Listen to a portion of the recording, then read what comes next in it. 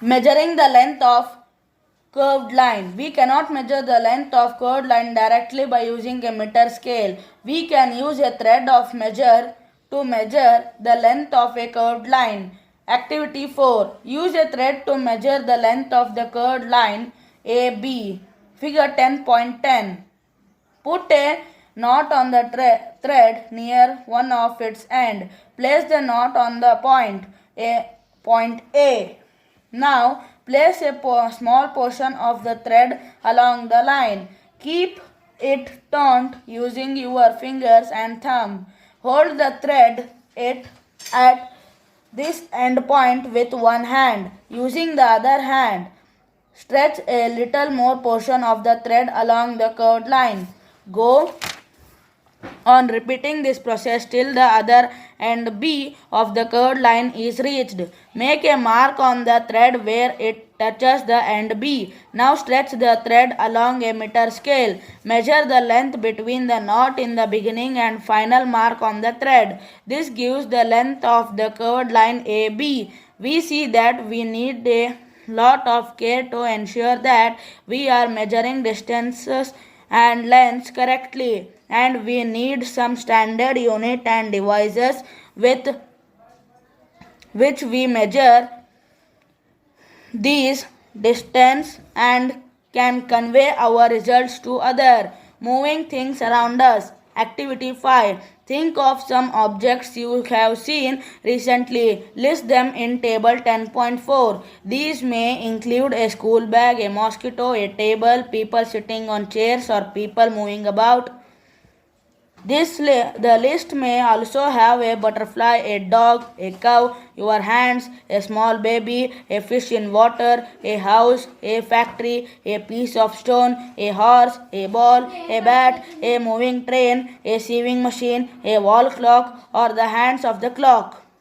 Make your list as large as you can. Which of these are moving? Which are at rest? How did you decide whether an object is in motion or at rest? You might have noticed that bird is not at the same place after some time, while the table is at same place. On this basis, you may have decided whether an object is at rest or in motion. Let us look at the motion of an ant closely. Activity 6. Select a place where you find ants. Spread a large sheet of white paper on the ground and keep a little sugar on it. Ants are likely to be attracted to the sugar, and you will find many ants crawling on the sheet of paper soon. For any one ant, try and make a small mark with a pencil near its position when it has just crawled onto a sheet of paper. Keep marking its position after a few seconds as it moves along on the sheets of paper. After some time, shake the paper free of the sugar and the ants. Connect the different points you have marked with arrows to show the different direction in which the ant was moving. Each point you have marked shows where the ant moved to in intervals of a few seconds. Motion seems to be some kind of a change in the position of an object with time, isn't it? In activity 5, where did you place objects like a clock, a sewing machine, or an electric fan in your grouping of objects? Are these objects moving from one place to another? No. Do you notice movement in any of their parts? The blades of the fan or the hands of clock, how are they moving? Is their movement similar to that of an ant or a train? Let us now look at some types of motion to help us understand these differences. Types of motion. You may have observed the motion of a vehicle on a straight road, march past of soldiers in a parade, or the falling of stone. Figure 10.12. What kind of motion is this? Sprinters in a 100-meter race also move along a straight track. Can you think of more such places from your surroundings? In all these examples, we see that objects move along a straight line. This type of motion is called rectilinear motion. Activity 7. Take a stone, tie a thread to it and whirl it with your hand. Observe the motion of stone. We see that the stone moves along a circular path. In this motion, the distance of the stone from your hand remains the same. This type of motion is called circular motion. The motion of a point marked on the blade of an electric fan or the hands of a clock are example of circular motion.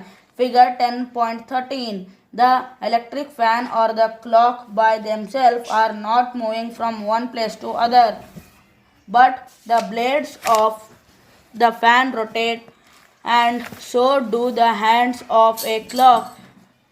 If we mark a point anywhere on the blades of a fan or on the hands of a clock, the distance of this point from the center of the fan or the clock will remain the same as they rotate. In some cases, an object repeats its motion after some time. This type of motion is called periodic motion. Take the stone tied with a string that you used in activity 7.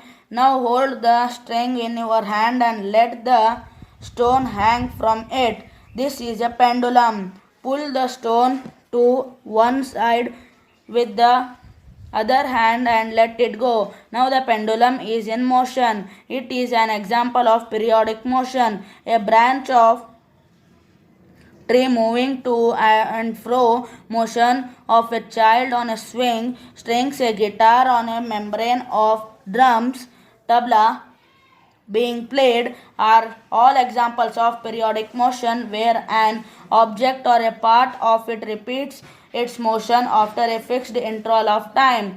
Do you observe a sieving machine as a part of activity 5? You must have observed that remains at the same location while its wheels move with a circular motion. It also has a needle that moves up and down continuously as long as wheel rotates, isn't it? This needle is undergoing a periodic motion. Have you observed closely the motion of a ball along with the ground? Here the ball is rolling on the ground, rotating as well as moving forward along the ground. Thus the ball undergoes rectilinear motion as well as rotational motion. Can you think of other examples where objects undergo combination of different objects types of motion? We need many measurement activities and discuss some kinds of motion. We saw that motion is a change in the position of an object with time. The change in this position can be determined through distance measurements. This allows us to know how fast or slow a motion is. The movement of a snail on the ground, a butterfly flitting from flower to flower, a river flowing, an aeroplane flying, moon going round the earth, and blood flowing inside our bodies shows that there is a motion everywhere around us.